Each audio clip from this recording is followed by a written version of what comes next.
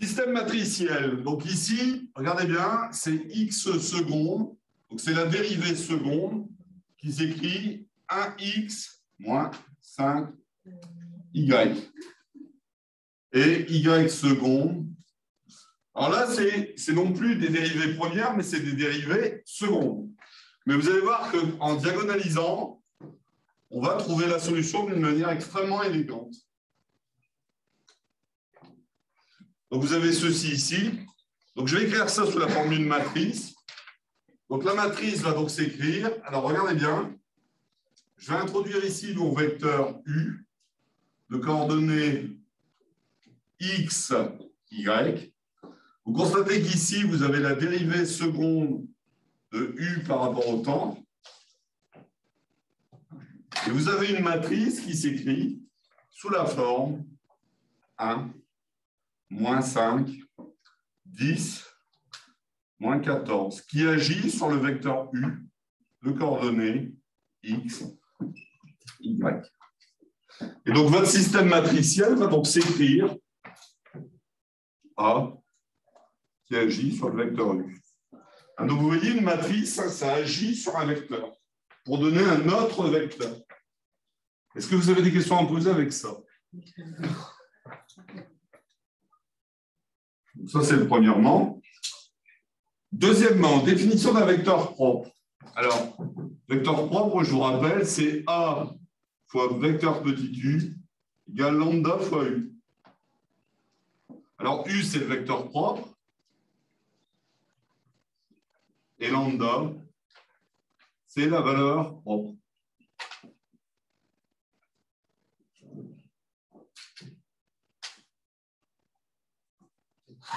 Voilà. Je vais écrire le système d'équations correspondant. Donc, ça va vous donner quoi? Un petit peu. Je vais écrire le système d'équations correspondant. Donc, ça va me donner A fois U. Donc, A fois U égale lambda fois U. Donc, je vais écrire 1x moins 5y et ici 10x moins 14y. Donc, ça, c'est ma matrice égale lambda x, lambda y. Donc, ça vous donne un système qui va s'écrire 1 moins lambda, ce terme-là passe à gauche. Je mets x en facteur. Et la deuxième, 10x plus moins 14 moins lambda y égale 0. Je vous rappelle également que le vecteur propre n'a pas le droit d'avoir des coordonnées nulles. Pourquoi? Parce que vous voyez qu'ici, c'est un système un peu particulier. Si x égale 0, y égale 0, vous avez toujours la solution qui est identiquement nulle, quelle que soit la valeur propre lambda. Donc, qu'est-ce qu'il faut ici? Si mon vecteur propre est différent du vecteur nul, il faut que x et y soient différents de 0. Alors, une fois que j'ai ça, je vais écrire ça sous la forme d'une matrice, c'est-à-dire que c'est 1 moins lambda, moins 5, 10, moins 14, moins lambda, qui agit sur le vecteur x, y, qui est égal au vecteur nul. Et donc, comme ce terme-là doit être différent du vecteur nul, c'est le déterminant que vous avez ici qui va être égal à 0. Donc ça, c'est le déterminant de la matrice A moins lambda fois l'identité. Alors, pourquoi lambda fois l'identité? L'identité, je vous rappelle que c'est la matrice de lignes de colonnes avec des 1 sur la diagonale principale et des 0 ailleurs. Vous avez bien 1 moins lambda fois 1. Ici, on aura 0. 0 ici, et donc moins 14 moins lambda fois 1. Donc ça va vous donner le polynôme caractéristique que vous allez écrire comme ça. 1 moins lambda facteur de moins 14 moins lambda moins moins 5 fois 10 égale 0. Vous développez votre équation. Moins 14 moins lambda plus 14 lambda plus lambda carré plus 50 égale 0. Donc ça vous donne comme équation caractéristique polynomiale plus 13 lambda moins 36 plus 36 pardon égale 0.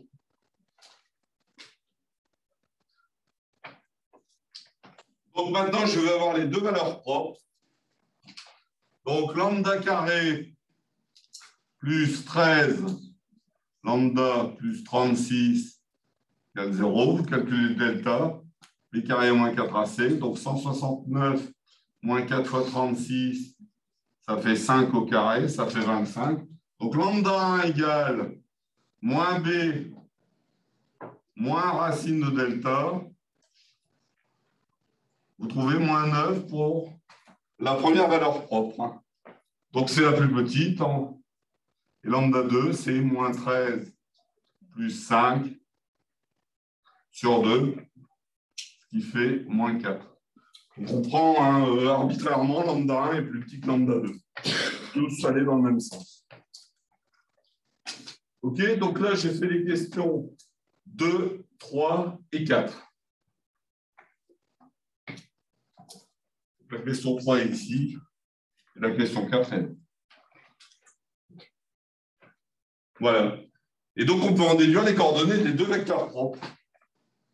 Donc, vous commencez par remplacer lambda 1 par 9, par moins 9 dans mon système. Donc, si vous le remplacez dans mon système ici, ça fait 1 moins 9, ça fait 1 plus 9, ça fait 10. Ça vous fait 10x moins 5y égale 0. Et la deuxième, moins 14 moins 9, moins 14 plus 9, ça fait bien moins 5.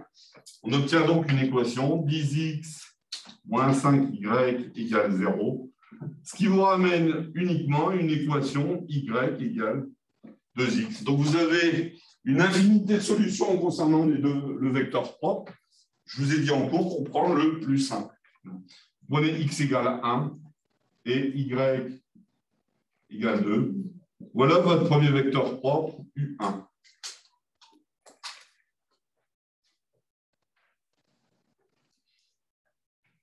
Ça va, c'est clair pour tout le monde ce que je raconte? Oui?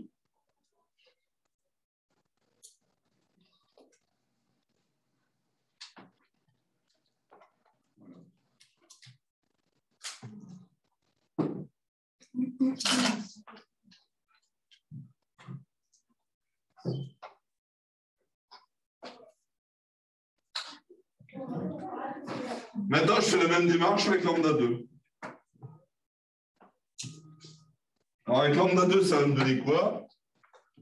Donc, si je mets lambda 2 égale moins 9, moins 4, pardon, ça va me donner 1 moins 4, ça fait 5 pour la première équation. Donc, 5x moins 5y égale 0. Et la deuxième, 10x moins 14 moins 4 plus 4. Donc, ça fait 10x moins 10y égale 0. Vous constatez que la deuxième, c'est l'équation 1 multipliée par 2, ce qui vous donne dans les deux cas x égale y.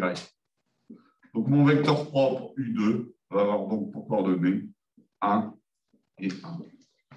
Voilà mes deux vecteurs propres. Donc, maintenant, je peux calculer les coordonnées de ma base de passage.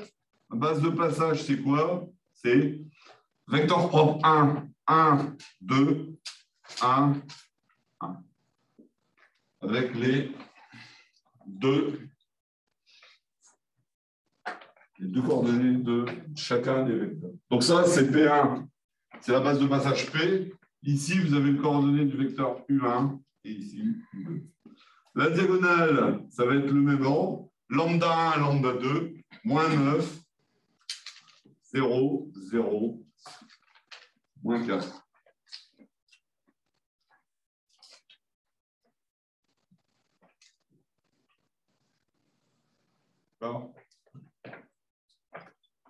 Donc maintenant, je vais calculer les coordonnées de la base de passage inverse P-1.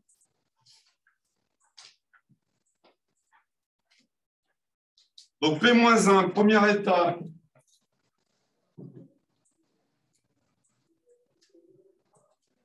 Je prends la transposée de P. La transposée de P, c'est quoi? C'est on permute les lignes et les colonnes. C'est-à-dire que ça revient à faire une symétrie par rapport à la diagonale principale que vous avez ici, de part et d'autre. Donc ça va faire 1 et 1. Et ici, vous allez avoir 1 et 2. Donc ça, c'est la première étape. Deuxième étape, je prends la comatrice. La comatrice, je vous rappelle, un trait vertical, un trait horizontal à l'intersection du chiffre que je cherche à remplacer. Voilà. Et donc, à la place du 1 que vous avez ici, un trait vertical, un trait horizontal, il reste le 1 que vous avez là. À la place du 2, il reste le 1. À la place du 1 que vous avez ici, vous allez mettre 2. À la place du 1, vous allez mettre 1. Voilà, donc la comatrice, vous pouvez constater que c'est la même, c'est un pur hasard, c'est parce qu'il y a beaucoup de fois le chiffre 1. Règle des signes.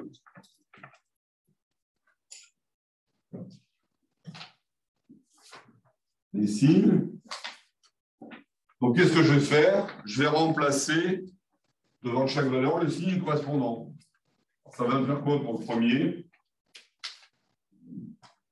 Plus 1, moins 1, plus 1 en bas et moins 2 ici.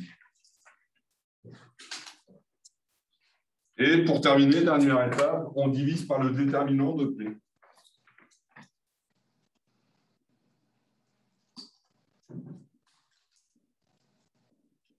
Je divise.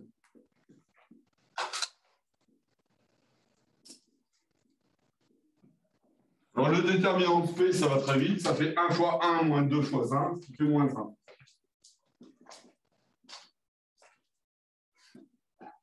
Voilà.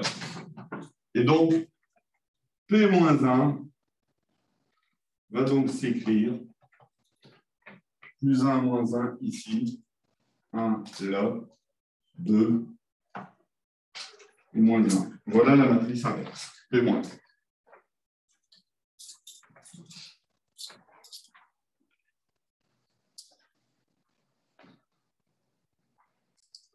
Donc maintenant, je vais faire le calcul de P fois P-1 pour vérifier. Donc regardez, je vais mettre P ici.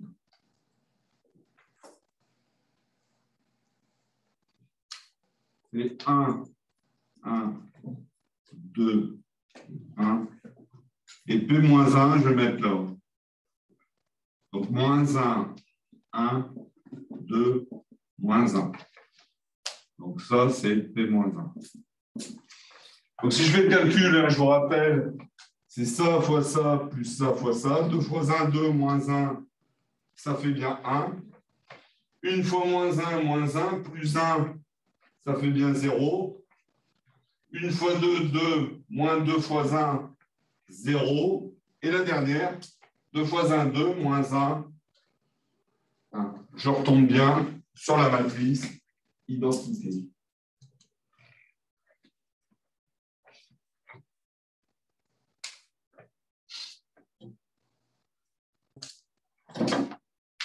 Donc maintenant, on va vérifier que P fois D fois P-1, ça fait bien la matrice de départ. Donc je commence par faire D P-1. P-1, ça fait combien? Moins 1, 1, 2, moins 1. D, ma diagonale, c'est moins 9, 0, moins 4, 0. Donc le résultat, ça fait quoi? Le premier, 9 fois 1, 9. Moins 9 fois 1, moins 9. Et en bas, 0. Donc, moins 8 et 4. Et donc, après, je multiplie par la matrice de passage P qui s'écrit 1, 1, 2, 1. Voilà. Donc, 9 moins 8, ça fait bien 1. moins 9 plus 4, ça fait bien moins 5. 2 fois 9, 18, moins 8, ça fait bien 10. Et 2 fois moins 9, moins 18 plus 4, ça fait bien moins 14. Vous retombez bien sur votre matrice de départ. Et donc, vous retombez bien sur la matrice A que vous avez ici. Donc, ça en DS, c'est 12 points. Sur combien? Sur 40. 6 questions, 2 points par question.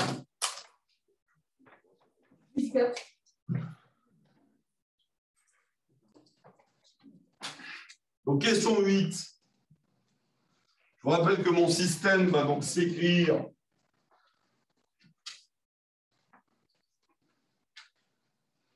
x secondes, y secondes égale la matrice A qui agit sur le vecteur xy.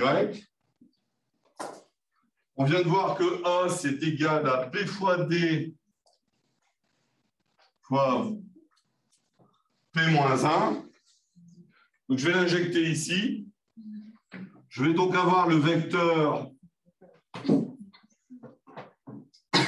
Alors, regardez comment je le note. Hein. Dérivée seconde du vecteur U est égal à P fois D fois P moins 1 qui agit sur le vecteur U. Bon, cette démonstration-là, je vous montre, hein, mais bon, c'est pas, on peut passer directement à la dernière étape. Je multiplie tout par P moins 1, ce qui me donne P moins 1 qui agit sur le vecteur U seconde, égale P moins 1 fois P fois D fois P moins 1 fois le vecteur U. Ici, en bas, vous avez l'identité. Donc, c'est comme si vous multipliez tous les éléments de la matrice par 1. Ce qui vous donne ensuite P moins 1 U seconde égale à D, la diagonale, qui va agir sur le vecteur P moins 1 fois U. Et là, c'est ici qu'on introduit le changement de variable. Alors, dans mon sujet, j'ai marqué V. Donc, ici, je vais mettre V seconde égale D qui agit sur le vecteur V. Les coordonnées de V, on vous les donne. V, c'est la même démarche qu'avant, c'est Y1 et Y2. Et donc, vous allez avoir Y1 seconde égale la diagonale. Alors, la diagonale, c'est moins 9, moins 4. Donc, ça va me donner moins 9, 0, moins 4, 0. Y1 seconde, Y2 seconde, qui va agir sur le vecteur de coordonnées Y1, Y2. Et donc là, vous avez réalisé le découplage de votre système d'équations différentielles. Et donc, ça vous donne quoi? Y1 seconde égale moins 9 fois Y1 et Y2 seconde égale moins 4 fois Y2, qui va donc s'écrire Y1 seconde plus 9 Y1 égale 0 et Y2 seconde plus 4 Y2 égale 0.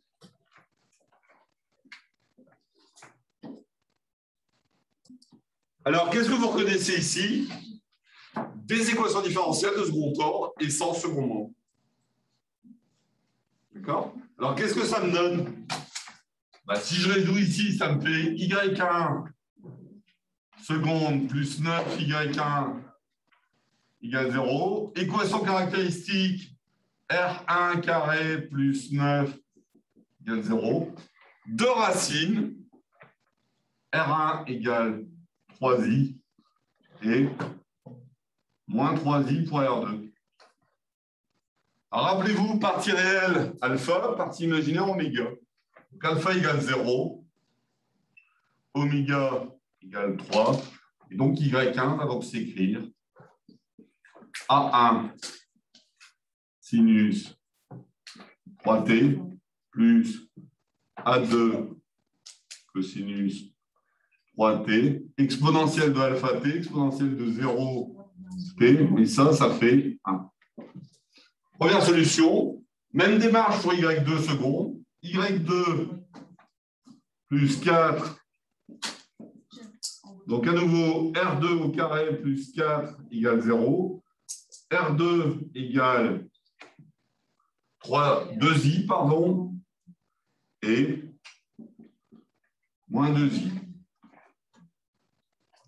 Je vais virer le R2 là-haut parce que ce n'est pas le même R2. Voilà les deux solutions. Donc, à nouveau ici, alpha égale 0, oméga égale 2. Et donc, y2 va donc s'écrire. Alors, C1 sinus de t plus C2 cos de t. Voilà y1 et y2. Alors, je n'ai pas encore les solutions x et y. Alors, comment je vais faire pour avoir x et y? J'ai y1, j'ai y2. Je sais que y1, que v, donc j'ai les coordonnées du vecteur v. Moi, ce que je cherche, c'est u, parce que la solution de mon système, c'est u. Alors, comment je vais faire? Je vais me servir de mon changement de variable. Je vais dire que v, c'est p-1 qui agit sur le vecteur u. Et donc, mon vecteur u va donc s'écrire la matrice de passage P qui va agir sur le vecteur V. La matrice de passage P, c'était quoi? La matrice de passage P, rappelez-vous, c'était 1, 2, 1 et 1.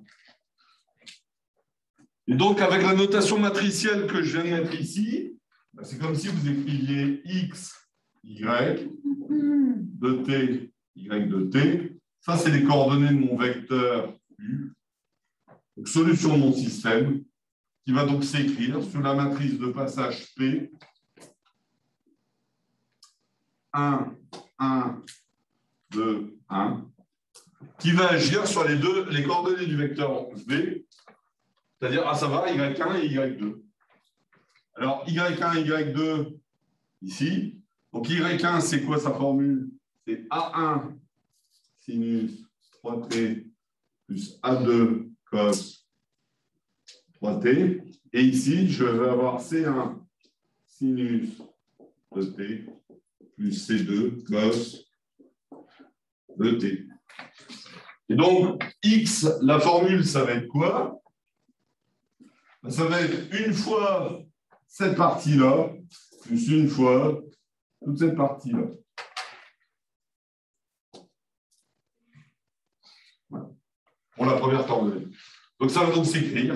X de t va être égal à A1 sinus 3t plus A2 cos 3t plus C1 sinus de t plus C2 cos de t.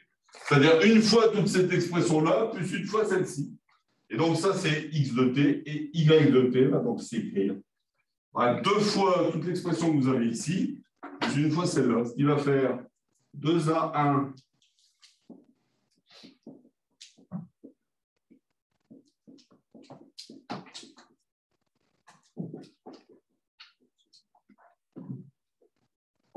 voilà. Et là, vous avez la solution complète de votre système d'équations différentielles.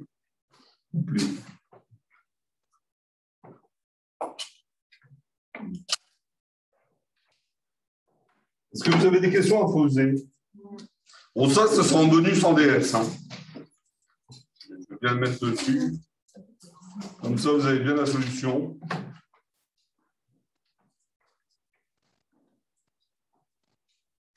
Et donc, ça intervient dans de nombreux domaines, hein, y compris la chimie. Alors, en chimie, on peut écrire, concernant la liaison chimique, hein, une matrice diagonale à partir de l'hamiltonien de la molécule. Et donc, vous allez obtenir, si votre molécule ne contient que deux atomes, vous allez avoir une matrice carrée de lignes de colonne. Et donc, si on la diagonalise, vous allez avoir deux valeurs propres. La première valeur propre, ça va être l'orbital liant. Et la deuxième valeur propre, c'est l'orbital anti-liant. Ça sert en chimie, ce genre de calcul.